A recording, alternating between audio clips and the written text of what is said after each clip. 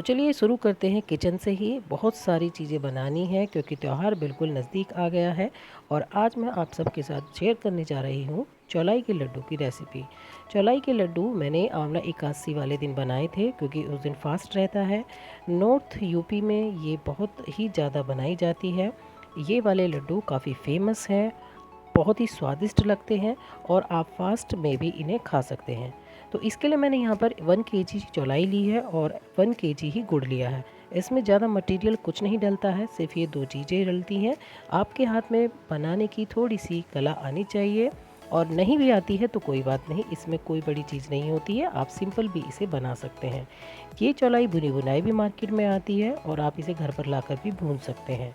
मैं बुनी हुई चौलाई लेकर ही आ गई थी और यहाँ पर मैंने गुड़ को नाइफ़ की मदद से छोटे छोटे पीस में कट कर लिया है। चाहे तो आप इसे फोड़ के भी कर सकते हैं यूज़। तो यहाँ पर अब मैं बनाने जा रही हूँ गुड़ वाली चाशनी, क्योंकि गुड़ की चाशनी से ही लड्डू बनाए जाते हैं। तो मैंने कढ़ाई को गैस पे रख दिया है और उसमें ये गुड़ डाल दिया। मैं धीरे धीरे इसमें डालती रहूँगी काट कर, और थोड़ा सा वैसे इसमें हमें डालना है पानी, जिससे कि इसका स्मूथ पेस्ट बन जाए और फिर हम इसे लड्डू बनाने में यूज़ करेंगे।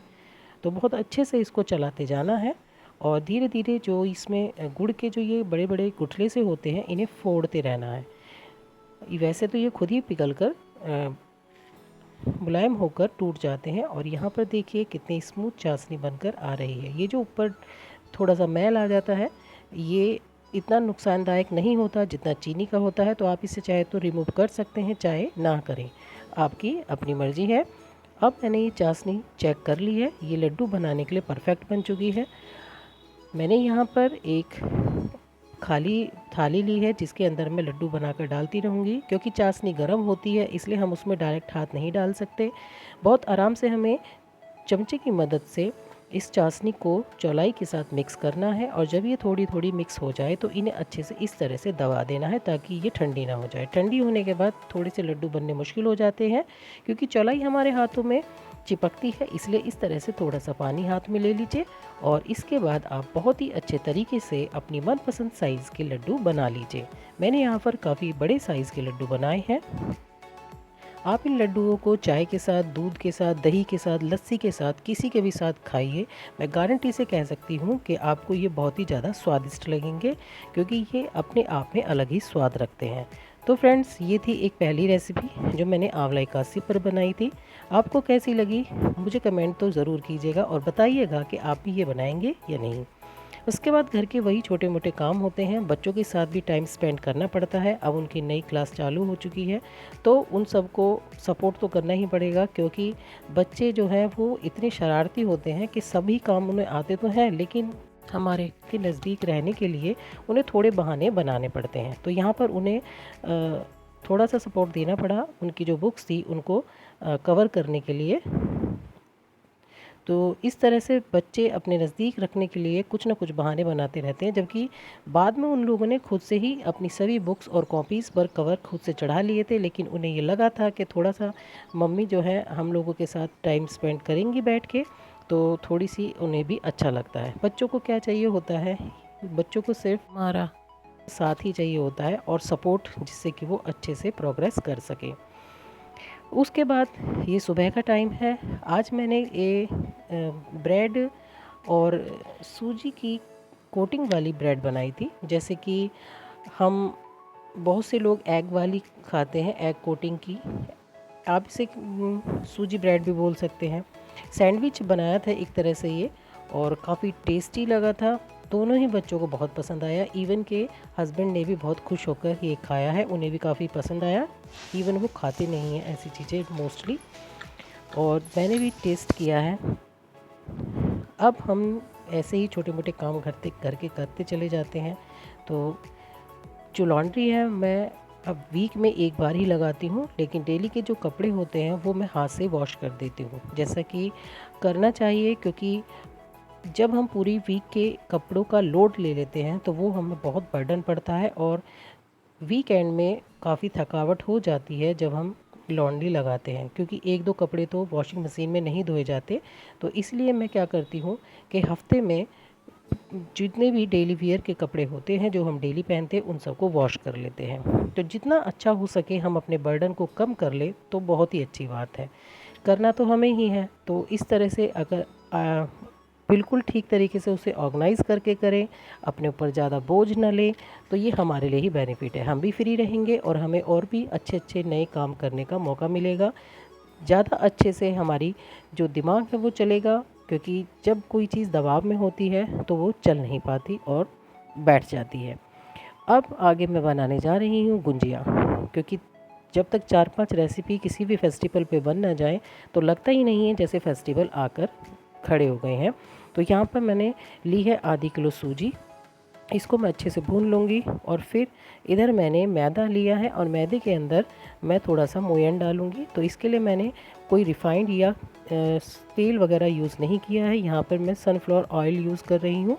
ये काफ़ी हल्का होता है, आप कभी ट्राई कीजिए। इस रिफ़ाइंड के मुकाबले ये बहुत ही हल्का होता है। तो यहाँ पर ये सूजी मेरी भुन गई है, अब ठंडी भी हो चुकी है। अब मैं इसमें मिलाऊँगी और स्टफिंग करने के लिए जो कुछ भी हम इसमें मिलाते हैं। तो यहाँ पर मैंने नारियल, घर का ही ये नारियल है, इसको अच्छे से ग्राइंड कर लिया है। मैं बाहर से कोकोनट पाउडर नहीं लेकर आई हूँ क्योंकि मुझे वो थोड़ा ठीक नहीं लगता है, तो जितना हो सकता है मैं घर की चीज़ें ही यूज़ करती हूँ।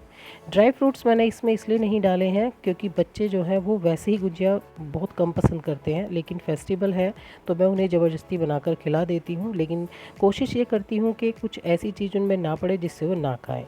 ये घर का ही मावा है, मैंने घर पर ही इसे तैयार किया था और इस घर के मावे का तो खैर स्वाद ही अलग है।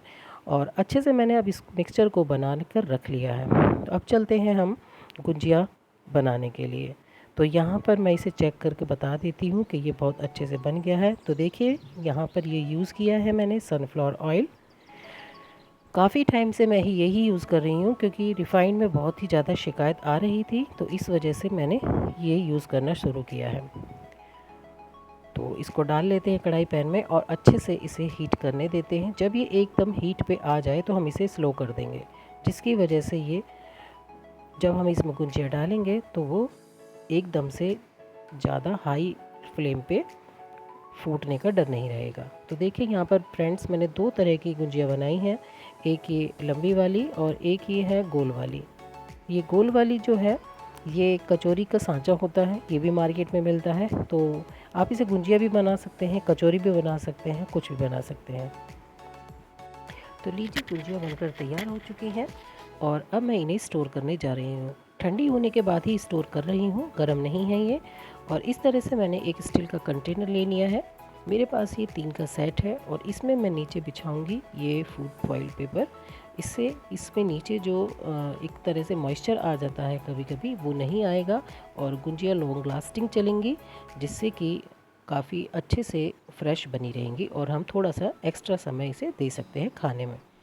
क्योंकि कोई भी चीज़ होती है वो एकदम से तो नहीं खाई जाती है, टाइम लगता है उसको ख़त्म होने में, क्योंकि 1-2 चीज़ें फालतू ही घर में बनती हैं। तो इस तरह से मैंने अपनी सारी जो गुंजिया है इनको इस स्टील के कंटेनर में सेव कर लिया है। आप भी इस तरह से ही किसी अच्छे से हवादार कंटेनर में ऐसी चीज़ों को सेव करिए, क्योंकि ये चीज़ें एयर टाइट में रखने के लिए नहीं होती हैं।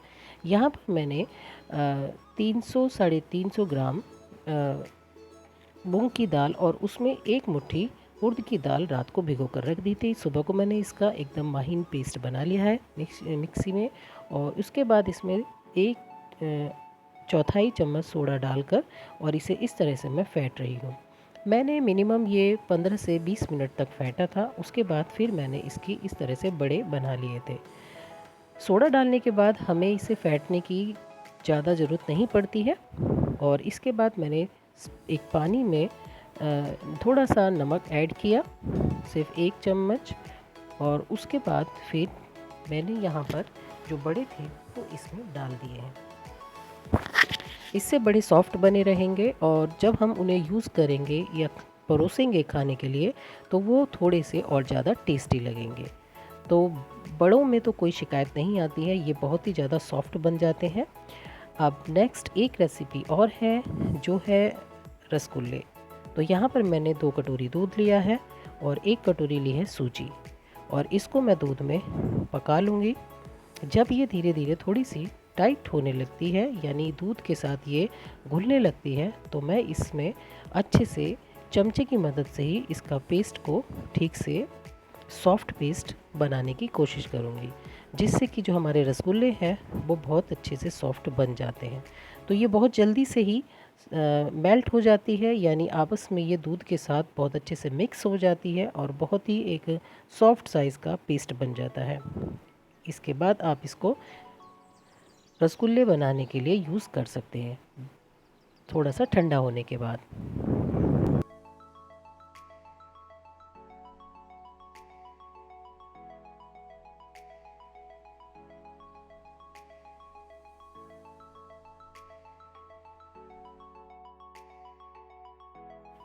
चाशनी बनाने के लिए 1 कटोरी चीनी ली है और 1 ही कटोरी मैंने यहाँ पर लिया है पानी। पानी को मैं इसमें चीनी में डालकर अच्छे से खदकने के लिए छोड़ दूँगी। जब ये एक तार की चाशनी बन जाएगी तो मैं इसे गैस बंद कर ठंडा होने के लिए रख दूँगी। यहाँ पर मैं जो मिक्सचर बनाया था सूजी का, उसके बनाने जा रही हूँ रसगुल्ले। आप यहाँ पर स्मॉल साइज़ के भी बना सकते हैं और स्मॉल साइज़ के ही बेटर रहेंगे, क्योंकि वो अच्छे से अंदर तक पक जाएंगे और कच्चे नहीं रहेंगे। बस हमें इस बात का ध्यान रखना है कि रसगुल्ले अंदर से कच्चे ना रह जाएं, नहीं तो वो खाने में टेस्टी नहीं होंगे। और धीरे धीरे चाशनी गाढ़ी होती जा रही है। अब मैंने रसगुल्लों को ऑयल के अंदर डालना शुरू कर दिया है और इन्हें ऐसे ही पलट पलट कर मैं सेकती रहूँगी, जिससे कि ये अच्छे से अंदर तक सेक जाएंगे। चाशनी के अंदर मैंने इस तरह से इलायची को 4 से 3 इलायची को तोड़ कर डाल दिया है, तो रसगुल्ले सिक गए हैं और मैंने इस तरह से उन्हें चाशनी में डाल दिया है। और यहाँ पर मैं दूसरे जो बना। तो फ्रेंड्स, कैसा लगा आपको मेरा आज का ब्लॉग? इस तरह से तैयारियां की हैं मैंने, क्योंकि जो त्यौहार होते हैं वो खाने पीने मौज करने के लिए ही होते हैं। आज छोटी होली है। आप सभी को मेरी तरफ से होली की ढेर सारी शुभकामनाएं। आपके जीवन में इसी तरह से हर्षोल्लास आए, अच्छे से खुशी खुशी और सावधानी से होली का त्यौहार मनाइएगा। मेरी तरफ से बहुत सारी शुभकामनाएं।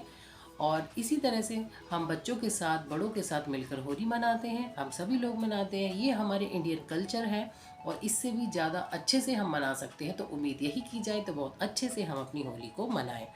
तो चलिए फिर मिलते हैं नेक्स्ट वीडियो में, और आपको मेरी तरफ से थैंक यू फॉर वॉचिंग।